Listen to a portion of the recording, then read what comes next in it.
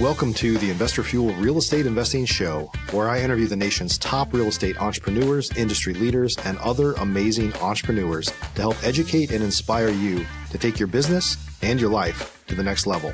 My goal is to add tremendous value to you during every single episode of this show. If you get value, I'd love it if you subscribe on your favorite podcast player, subscribe on YouTube, and my very favorite, please share this with your community so we can impact even more entrepreneurs. Let's start today's show. Hey, everybody, welcome back to the show. Today I'm here with my buddy Daniel McClam, and we're going to be talking about dominating Dispo. Like what's gotten challenging over the past few years really is Dispo, because a lot of people that just relied on selling to the same few people, a lot of those folks went away or they couldn't get lending. And so we're in this era now of Dispo being more important than it's ever been. And that's what we're going to talk about today, how to dominate Dispo going forward. Daniel, what's up, buddy? Hey, what's up, Mike? Thanks for having me, man. Yeah.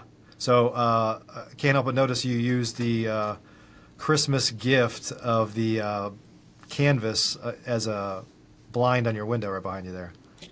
Yeah. From Investor Fuel. When I get some time to hang some blinds in here, we'll do that, and we'll swap it out. But yeah, hey, when you're a startup, you're sleeping on cardboard boxes and all sorts of stuff, right? Yeah, I'm not going to show you the rest of the office in here. But yeah, it's a good placeholder, and I felt it was applicable for the call today. Yeah. So you guys have really kind of caught what they say, catch lightning in a bottle here lately with InvestorBase, and it's really the fact that a lot of people who were actively buying in the past, especially institutional buyers and stuff like that, have kind of gone by the wayside, or they're on hold, or they're gone, or whatever, and so a lot of folks that were selling to a list that they had, or maybe gotten complacent because they were selling to the same people over and over again, their cheese kind of got moved here over the past year or two, and you guys are helping with that. So I know Dispo's more important than ever right now. And so before we jump into that, actually, why don't you just tell us your background? Because I know you're like a lot of entrepreneurs, you, as a real estate investor, had to solve your own problem, and then you realized that your solution, other people could benefit from that as well. So maybe tell us your kind of brief story. Yeah, 100%.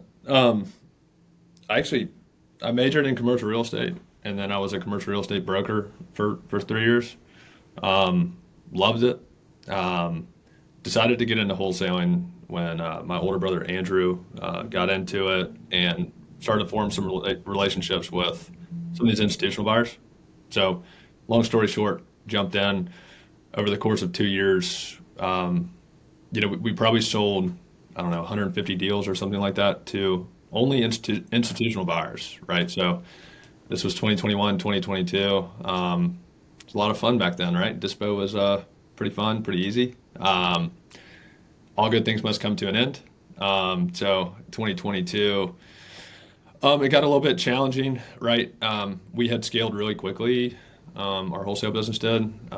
We had 4 acquisition managers in-house. We had 20 cold callers overseas, doing 40 leads a day. We had an office downtown Charleston. We were rocking and rolling. We were geared up, right?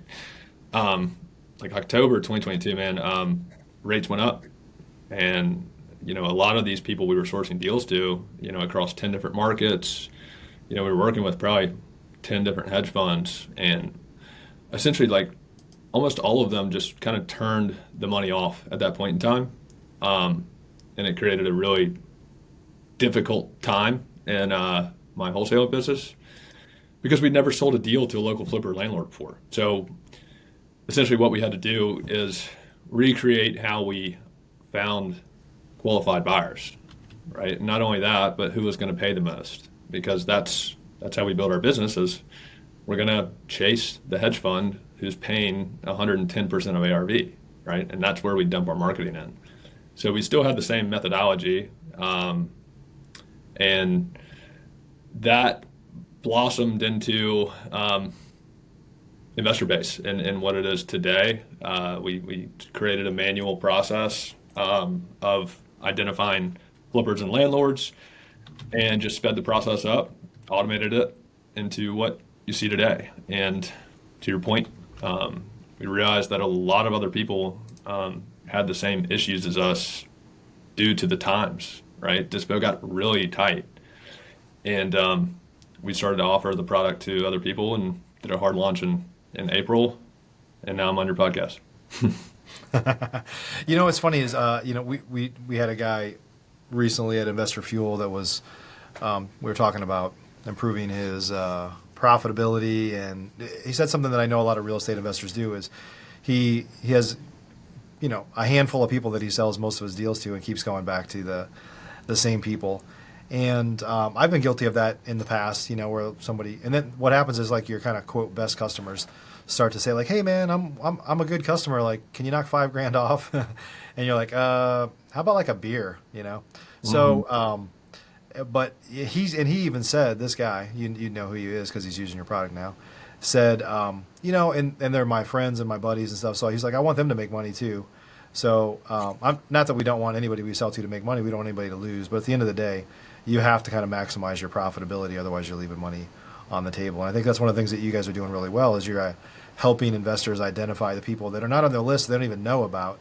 And in my experience, and I know you agree with this, a lot of the people that are willing to pay the most, outside of institutional buyers because they had stupid money that they didn't care about making money or whatever, who knows, is mom and pops. They might be doing the work themselves, and contractors. I mean, it could be anybody that just doesn't evaluate the deal the same way as us. Like the expense for the rehab may be way less because they're actually doing the work, or they've got some family members who are going to do the work, or whatever. And that's essentially what your product does, is it helps kind of marry together you and your deal with buyers in your market that you might not even know about that are willing to pay the most, right? Mm-hmm. Yeah, for sure. And I still full-heartedly believe in relational-based selling, right? That's the way it was originally, before you had the ability, or before everyone just started blasting, essentially, and expecting offers to come to their doorstep, right? Right. Now, having a handful of buyers is great. They can be your buddies. But we make it pretty easy for you at InvestorBase to have a lot more than just a handful of good buddy buyers, right? We literally make it as easy as possible for you to just bring that person into your world for future contact. So there's nothing wrong with having some relational based selling with a handful of people, but you're going to be leaving money on the table if you're not growing that relational based list, right? Yeah. Your buyer's list, essentially. Yeah. So, yeah. What are some other ways that the market has changed? I mean, we just talked about a few of them here, but how has kind of Dispo, changed from, I guess, years past? I don't want this to be a full market analysis, but I'll touch on it quick, then I'll get to essentially the marketing channels specifically. But you got to look at the end of the transaction, right? Which is really retail buyers.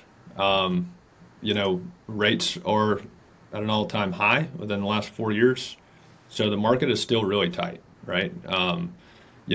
Time on market has exponentially increased year over year, and it's higher now than ever. So it is a little bit more challenging to sell houses on the market. So I'm referring to flippers, right? Yeah. And when flippers get squeezed, wholesalers get squeezed, right? So it's a natural effect of just due to where the market is that buyers need deeper discounts. So it's that section just with the market, it's not controllable by us, but we can't act on it. But that's definitely one layer of why Dispo is getting harder. In my opinion, the second layer of that is just the marketing channels that are available to wholesalers on the disposition front. And this has changed a lot since 2021, 2022 to now. So when you have a timeline on a contract, say it's your inspection period or say it's just a closing timeline, you are restricted to less marketing channels than what you can do with sellers, right? So you at Investor Machine, y'all can send direct mail to find sellers. You can do PPC. You can do a lot of different things. It's a lot harder and almost impossible to do that on the Dispo front due to the timeline, right? The turnaround timeline. So we're really limited to like 3 main channels, which is email, text, and call. When it's a seller's market, email and text blasts Well, we're great, right? It's an inbound. You push a button, and you could write a letter in the wind in 2021, 2022, and you'd have 15 offers on your doorstep, right? That's Right. just how it was. But the email channel specifically has gotten very noisy. I mean, for any owners of a company or anyone in general listening to this podcast, I mean, you can attest to how much your inbox fills up with spam and crap and say bad deals from wholesalers, for instance, that you have Yeah. no idea who they are. It does, you do grow numb to it. And so that's a major shift that we're seeing from then to now is the email channel is getting a little bit trickier. I think text still works great, but really call. That's what we're leaning into at InvestorBase is encouraging people to pick up the phone and make some phone calls because it is and always will be the highest form of conversion is a phone call. Yeah. Yeah. Awesome. So I think, you keep saying this word relational selling. I think that's exactly what I'm doing here on the podcast, right? Is I know a ton of people, but why I committed to doing 250 podcasts myself this year, hosting is like, I know the power of the relationships of kind of getting together. You obviously, you're a part of Investor Fuel, came out to my ranch to hang out with us and stuff like that. And our relationship has been, built from that base, right? Is like just kind of hanging out, becoming friends, getting to know each other and stuff. And so I think that it's kind of like back to basics type stuff, right? I mean, everybody wants to hit a button and send like 6 billion texts and like hit everybody, but not only are the carriers and the kind of the I guess really the carriers and or ESP or internet service providers that are blocking your emails and stuff because they know it's just spam. Be different, like be the guy or the gal that is taking the time to kind of get to know people that will become your best customer. Will become your best customers. I mean, it's just a matter of time, right? Mm-hmm. Yeah, the only downside is calling takes time, right? Right. Like you said, everyone would love to push a button and have it blasted and then receive offers. Right. But it's just not working as well anymore. So Yeah. I think people need to kind of wrap their head around the fact that we might need to allocate more time towards Dispo, especially in an outbound call campaign channel. We help you as much as we possibly can at InvestorBase prioritize the right buyers to call versus just a massive list, right? Right. And how we do that is we're smart matching buyers based on their transaction history, right? So if someone's done a very similar deal to you nearby recently, they're doing a lot of deals, they're paying a high price, a lot of other factors go into it. We're going to populate them towards the top for you to prioritize calling them. So we understand it takes time, but once again, we're eliminating we're eliminating all the guesswork for you and the steps, right?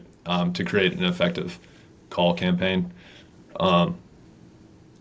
You can't have, you got to trade off a little bit, right? Like, I mean, InvestorBase wouldn't be here if I could still send a button and get the same results as I could then. Things change and you got to adapt, and that's why I'm here now and not, making a lot of money wholesaling is because we created this system that other people needed. We saw that need and jumped on the opportunity. Yep. Yep. Talk a little more about kind of how it all started. I mean, you saw that your institutional buyers went away, and maybe just share a little bit more about kind of why you're doing this now. And then I think let's get into a little bit about just the evolution, because I know with Investor Machine, which we run, which is a lead gen company for professional investors, if I think about, like, we haven't always done a great job of letting the whole world know about it, but we've had the best product on the market for 5 years, 5.5 years. But where we are now is like a light year ahead of where we were then. And there's every once in a while we have some evolutionary thing that happens, or we're like, holy cow, this is like so much better. But when you focus on it, and when you focus on the customer that you're trying to serve, and you know who you're trying to help, there's a lot of value in that. And people could say, well, it's just sending mail. It's like, no, it's not at all. It's really more of a data thing and then for you guys, it's the same thing. Like you could just go into the MLS and look up cash buyers and just start contacting them or whatever. But it's like, you could, but there's a better way, right? And I know that's what you guys are focused on. So maybe just talk a little bit more about kind of how you got started and then the evolution that you've been through just over the past, 10 months or so. Yeah. Well, even take it back a step further. I mean, like, it got really challenging for us when the hedge funds exited. I mean, I remember one day we lost $150,000 worth of assignment fees in like 2 phone calls. We had like 30 deals in our contract, and half got, not half, but 30% got wiped in one day. That's tough for your acquisition managers, when they're banking on commission. So, right. Furthermore, we still had 40 leads coming in a day. We still had 30 deals in our contract with the seller. So we had to move them somehow. So we had a JV. And then JV model, which there's a lot of JV wholesalers out there that aren't doing lead gen, that just want to help people sell deals or vice versa. It was completely unsustainable for my acquisition managers. They're still doing the same amount of work, but now they're making half as much. So they were like, Daniel, you got to figure out how to sell your own deals. So we figured out how to sell our own deals. Is essentially what happened. Mm-hmm. But the tool was so powerful that the reason why we went into it full time is, I had a small group of people that only sold to institutional buyers. We had our own little mastermind. It was called Beat the Sun Up. There was probably 30 people in there, and all of us sold to institutional buyers, like only. And all of them were struggling, right? And so like I offered the tool to them, and they're like, dude, this is like the greatest thing ever. And, I'd like to think we saved some businesses there.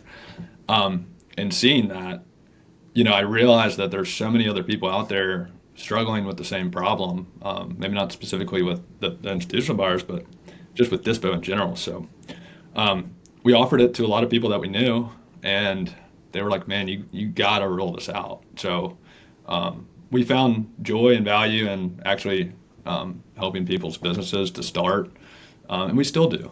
We saw it as an opportunity. That was the backstory. I can talk on the growth if you want. Yeah, let's talk about kind of just the I guess maybe your journey of kind of evolution of continually improving it, because it's sometimes you can't see, like when you're in it as deep as you guys are, you can't see like where you're going to end up. You're just trying to go from A to B versus A to Z.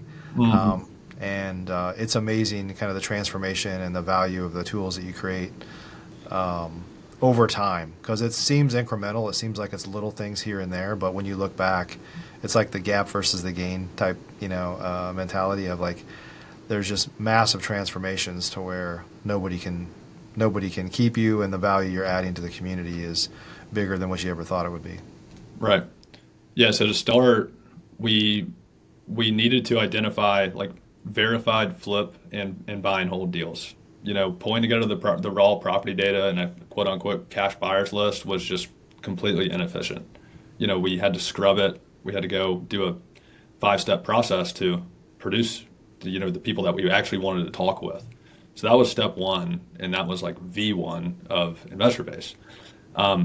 Second came when we were still calling some of these people, but one might be a luxury flipper, and this is a $50,000 house. Like it didn't make sense for that person. So then we built Smart Match AI to produce the most likely buyers, and this cut time in half again. Then we realized, okay, it's tough to keep track of calling 100 and 150 buyers. Like I was a one-man show doing Dispo for the whole company. Well, when I was a one-man show and when we had a 10-person team, I was still handling all the Dispo. You think I could keep track of who I called, who I didn't call, who was interested? I mean, we had a CRM, but it was hard to manage, So that's when we created the trackability in My Deals. Is now you can keep track of who you're calling and you're not calling, stay on top of your KPIs. Then we realized like there was no way to bring these people into your world and really create some relational based selling. So we launched Buyers List, So now you can just programmatically add a buyer to your list and edit their buy box. But what we do for you is we go ahead and pull in all the locations that they're buying in based on based on the deals that they've done. So we're already pulling in, 5, 10, 15, 20 zip codes in cities and counties for you that you don't have to sit there and ask them for, which is a huge time saver to building your list. So that was over Christmas. We're leaning more into analytics too. So we learned this from our users actually, is a lot of people gave InvestorBase to their acquisition managers and was like, hey, before you make an offer, run it through InvestorBase to see exactly what buyers are paying around you. And we realized that a large portion of our user base was using it to comp properties based on what buyers are actually paying. So we created investor comps. So that's an average for you, average flip price, average landlord price in the area. So it's a quick look into, hey, what should I tie this up at? But also, what should I sell it at? Yeah, that's huge because, honestly, I've flipped hundreds of houses and I've never looked at, the only comps I looked at were MLS comps, like not what are investors do, what's investor activity in this market. There really wasn't a tool to do that anyway. But I think the truth is if you're, most people are generally trying to get their acquisitions people to be a little bit conservative, and it doesn't take much to miss out on a deal because you think you're only going to be able to sell it for X. But if you can see proven investor activity of there's people that are buying for this or that. You could even call those folks hey, I'm about to get a deal in this neighborhood. Would you be interested, right? And you can kind of, or maybe you do that during a option period or during an inspection period or something like that, just to make sure that you didn't overpay. But you in theory, you could pay a little bit more if you needed to and not miss out on a deal because you know who the buyer is going to be on the back end, right? Exactly. Yeah, there's two sides of that coin. It'll help you save deals or let's say create deals based on whether buyers are paying, because you can maybe offer more or then you need to offer less. But it'll also tell you which deals not to do, right? So rural leads, for instance, everybody gets them. I don't care what channel you're in. You're always going to get leads in the market outside of the place you wanted to get leads in. Yeah. And sometimes it looks like a great deal. But if you run it through InvestorBase and see that no one's done a deal there in the last 5 years within 10 miles, you probably shouldn't spend a lot of time on that deal, and it will save you the headache on the Dispo front. Yeah. You can attest to that personally, I'm sure. But in our business, I got so tired of the uphill battle trying to sell rural deals. My acquisition manager's like, man, give it a shot, give it a shot. I'm like, dude, I don't want to waste my time. I can't, I'm not doing it, I'm not doing it. Yeah. I was just talking about that with somebody else on a recent podcast about acquisitions is easier when you go out in more rural areas, but everybody's biggest challenge becomes Dispo. You just flip your problem, right? And it's often, there's not a lot of investor activity out there, so can you find it at all? One of the other great things about your tool is that inevitably every real estate investor generates leads, and for those that are spending a lot on marketing's expensive, and they get a lead in some other market where they're not at, and they just historically have to say we don't buy there, or I might know somebody that does and see if they'll JV with me. But with your tool, if I'm in Dallas and I generate a lead from somebody that lives in Dallas, but they grew up in Des Moines, Iowa, and they're I'm trying to sell my mom's house up in Des Moines, and historically we'd be yeah, sorry, we just buy in the Dallas-Fort Worth area. And now it's maybe, let me, and the reason that people don't generally go buy in other markets and far off lands is because the Dispo part is hard, right?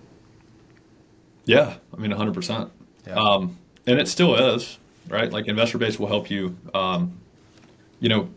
get past some of those hurdles for sure. But it's still going to be harder. There's always less flips because, there's less comparable properties for a flipper to feel comfortable doing a flip there. There's less retail buyers in those smaller markets. But what you will find often is some mom and pop landlords that own half the town in InvestorBase, and It's pretty clear when you find that. You're this is my guy. right? Yeah. And at that point, 100% call that person prior to even going under contract, telling them you got this deal coming down the pipeline. So you're buying a lot of rentals. Are you interested? Yep. Um, that's a major value win right there for sure. Yeah, that's awesome. Yeah, for those of you that are listening or watching right now, Daniel, I mean, their product is great, and we've came up with an offer to get you guys a 14-day free trial and then $100 off of your first month. I think that $100 is like 40% off of your first month or something like that. So it's a great product, and you should go check it out for sure. You can, if you go to investorfuel.com/InvestorBase, all one word, investorfuel.com/InvestorBase, you can take advantage of that offer. So thanks for sharing that with our listeners, Daniel. Yeah, for sure. Yeah. Where do you see Dispo going from here? Like, what's the evolution from here? At some point, with the new president in place, and it looks like there's a lot more confidence in the financial markets, and it feels like interest rates might start to creep down a little bit, but probably not certainly to where we were. So nobody has a crystal ball of knowing exactly what's going to happen here, but where do you see kind of Dispo going over the next couple of years? Yeah, hopefully rates go down a little bit in the next 30 to 60 days because I got to refinance my house that I bought as basically a flip. Now I'm living there and I got to refi, so hopefully that happens. Yeah, hopefully that does loosen the market a little bit. As it pertains to us, I'd say just once again, the outbound campaign, if you don't have it in your Dispo repertoire right now, you need to add it. Regardless of the market cycle, calling will always be the most effective form of outreach and selling. So we'll still be there always as that channel for you.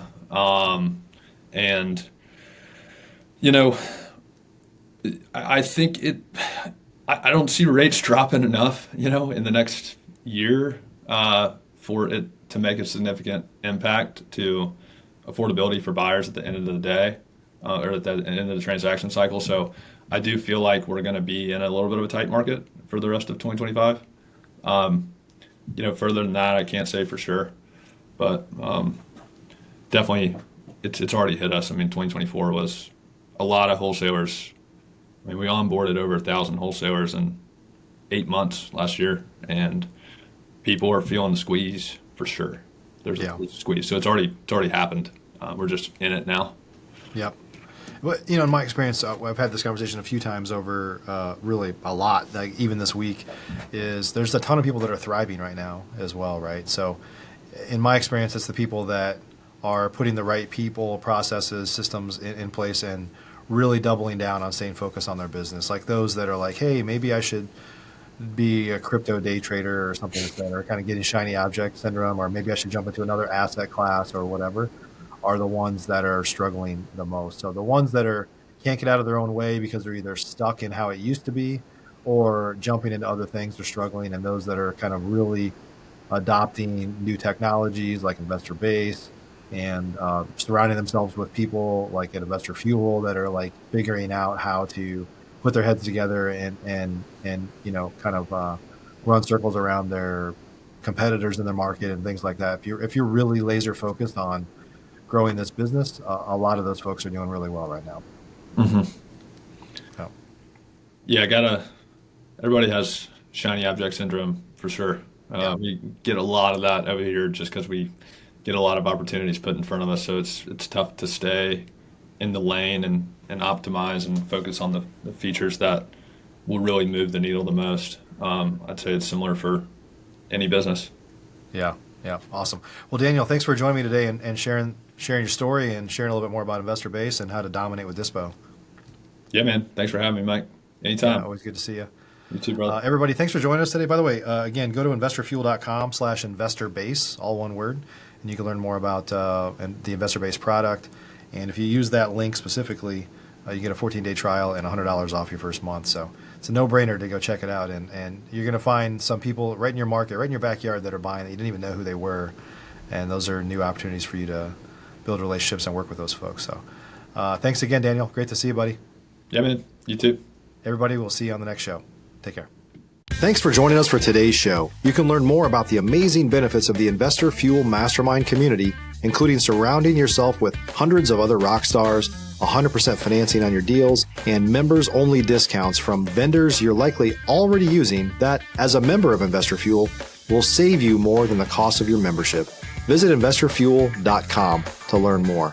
You can also check out the show's notes for access to free resources, how to get access to world-class lead generation, and even how to work with me directly one-on-one.